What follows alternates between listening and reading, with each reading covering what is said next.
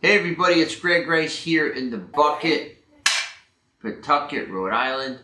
And when I was just first getting going in the business, which was about 2013, I had very minimal experience with the rental property business, right? I had been a tenant in college. I had paid my rent faithfully on time.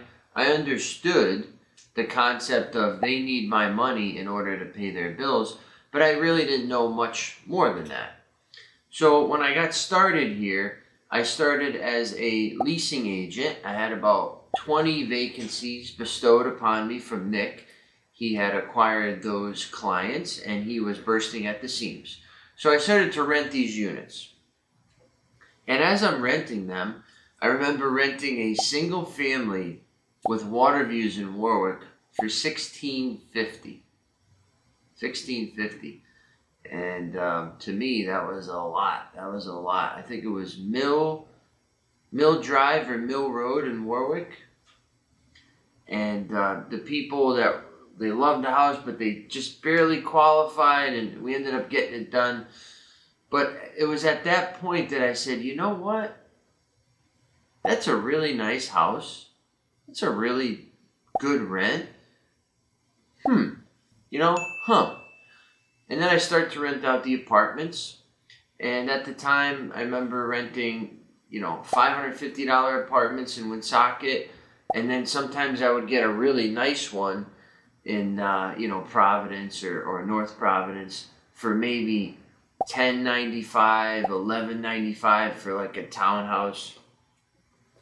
And it started to click to me that this is a great way to make money, and not only is it great, but it's affordable. Okay? It was affordable. I remember spending between $40,000 and $50,000 per apartment. Right? You're looking at a 3-family, you're looking at a 4-family, spending $200,000 for a 4-unit. That was occupied. Okay? So that's when I got involved. It was probably about 2015, 2016 when I started to dive in head first purchasing. But the point of this video is that it was about 2018. I remember I had a client, his name was Ed, great guy, very smart guy. He goes, he was about late 50s, kids were about my age. He goes, yeah, Greg, there's a lot of money on the ground here in Rhode Island, and nobody wants to pick it up. He said, my kids, they don't know, they don't care. Rentals are not sexy, they're not fast, they're not fun. But I'm telling you, there's money on the ground. There's money on the ground, metaphorically speaking. One time I did find money on the ground. Turns out it was a gas station just off of Smith Street in Providence that got robbed, and the guy was running with all the money, and there was bills everywhere. That was the only time I found money on the ground in Rhode Island. But the point he was trying to make there was at that time, he was buying properties as well. There's opportunity. 20% down, $200,000 4-unit, occupied, rent's coming in, and then the market was on the upswing too, so you can renovate, refinance in a year, get some equity out, buy the next one. You could hit it just right. And I did hit it just right, thankfully. But the days of money on the ground, metaphorically speaking, are over in Rhode Island. The cat is out of the bag. Meow. That's it. We were once the peanut butter and jelly in between the bread of Boston, Connecticut, New York. Okay? No longer. It's now a triple-decker sandwich. Boston is the top, Rhode Island is the middle, Connecticut, New York is the bottom. So where do we find the peanut butter and jelly now? Eastern Connecticut. Very popular. Sterling, Plainfield. Going into Moosup, down into Norwich, New London area. That little sliver. And eventually, as humans, right, we always will find the space, we will always find the opportunity. There's no more opportunity in the suburban or urban communities. I don't think there's anything in Massachusetts that is peanut butter and jelly. There's very little up there.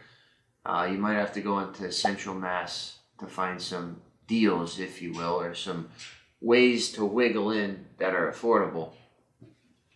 But I'm just being very blunt and clear about this. There's no more deals. People call me, they want deals. I don't got deals. And if there was a deal, I'm buying the deal. Okay, that's just being honest. I'm in this position. I put in labor day in and day out for the last 11 years. Unless I really love you, I'm not going to just say, hey, here's some free money. There's a short list of people that I will do that for. My buddy John. Okay, John's a great guy. Manny, Hunter, people like that have earned my respect, my trust, and are clients with us and have proven themselves. But when people say, oh, Greg, let me know of any deals, like, all right, I'll let you know. Can't wait to let you not know. But to be honest now, there are no more deals. So what do I do? What do I do if I want to be an investor and, these are the conditions? The only options are, number one, you just overpay, right? You're drawing money from some type of source. You get some type of windfall.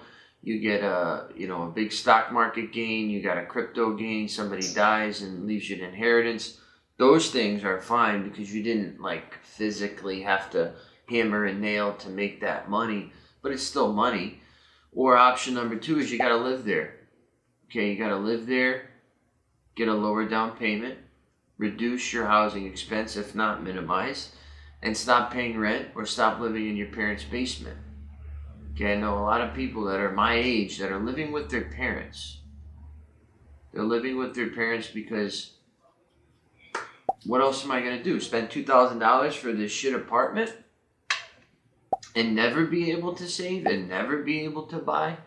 And there's people that have made the ultimate sacrifice of living with their parents in their 20s and 30s, and they're still boxed out of the market. They still can't find a place. They're still going up against 20 buyers. They're still going $50,000 over asking price. Okay? It's wild.